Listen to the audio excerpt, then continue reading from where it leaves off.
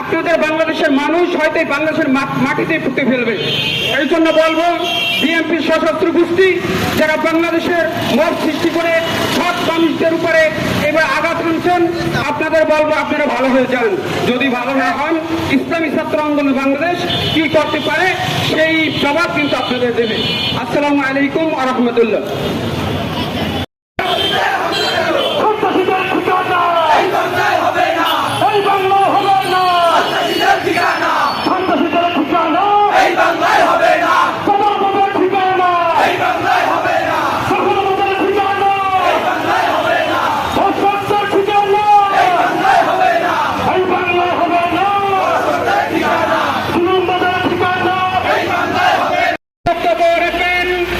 ইসলামী ছাত্র আন্দোলন বাংলাদেশ কেন্দ্রীয় মজলিসের শুরার অন্যতম সদস্য সংগ্রামী ছাত্র নেতা গাজী মোহাম্মদ রেদওয়ান।